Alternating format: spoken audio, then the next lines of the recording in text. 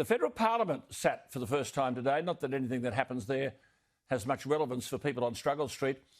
Parliamentarians give lectures about behaviour, don't they? Their behaviour, shouting and screaming and talking over one another, gives them little authority, I think, to make judgments on the professional behaviour of others. But make no mistake, for all the huffing and puffing, there were two very nervous people in Canberra. Their names are Scott Morrison and Anthony Albanese. I made the point yesterday that Albanese's future is paradoxically Scott Morrison's future. I said yesterday that while Albanese stays, Morrison is safe. Perhaps. He's got a one-seat majority. The feedback last night from my program, re the government's treatment of veterans via the Brereton report, indicates a further massive erosion of support for the government. Then there's this question of debt, which I'll address later, and the utter confusion, if not stupidity, of energy policy, which I'll look at in a minute. But if you've got a Labor Party whose leader is on life support with not a policy to its name, and a government with a one-seat majority at 50-50 in the polls, who is under more pressure, Albanese or Morrison? And what happens when $101,000 million of JobKeeper support is taken away in March? Well, what about this very interesting point today, re the Labor leadership? Out of left field today, Troy Bramston, writing in the Australian newspaper, a very distinguished and objective writer, you can see him on Sky News, he raises the question of Bill Shorten returning to the Labor leadership. Bramston has his ear close to the Labor keyhole, and he argues this is being seriously discussed. It is no secret that Bill Shorten thinks Tanya Plibersek should be the next leader. But Troy Bramston makes a very valid point in the current climate, even though Paul Keating once famously asked of Andrew Peacock, can a souffle rise twice? Well, John Howard proved it could. Remember one of Australia's most successful ever Prime Ministers, Howard? He was once Mr 4%. Bramston makes the point that Shorten would need no time getting up to speed. He's well known.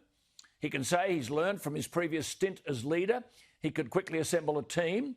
My view of politics is history proves people are better second time round. I guarantee, for example, if Tony Abbott were the leader of the allegedly conservative alternative to Labor, Abbott would be miles better than he was last time. And just on Abbott, by the way, he would always constantly argue that Shorten was a politician who could never be underestimated.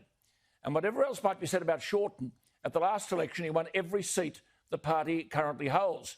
Bowen and Chalmers lost the election for Labor with ridiculous tax policies. Shorten compounded the problem with a ridiculous energy policy. But now, Labor's energy policy is no different from that of the coalition. Witness Morrison rabbiting on yesterday at the National Press Club about zero carbon dioxide emissions by 2050. Utterly unaffordable. But as Troy Bramston writes, Labor are demoralised and disillusioned with Albanese. Albo, with all his decency, is a dead man walking. Labor sees 20 months of his leadership as having been wasted. As Troy Bramston writes of Albo, he lacks the critical thinking skills to be a successful leader. He lacks the intellect and the imagination to reinvent Labor. And MPs say he lacks the motivation and ambition required to be Prime Minister. And, quote, the ham-fisted reshuffle of front-bench portfolios last week only served to inflame caucus tensions. Well, as I said yesterday, you've only got to read the social media comments about the so-called reshuffle. They are lethal. Bramston's right when he says sensible Labor MPs know Morrison is vulnerable. But as one frontbencher said in relation to Albanese, we're cooked, he's hopeless, he doesn't have the policy depth. So, as Bramston says, the sharks circle. Well, more than 100 million sharks are killed every year. In Labor land, Shorten is still the biggest shark. Make no mistake, they've not killed him off.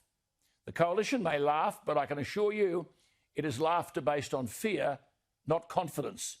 If Labor are to change leaders, the coalition are in trouble. Two nervous leaders facing off in the parliament. One will go before the next election. If he does, the other might be gone after the election.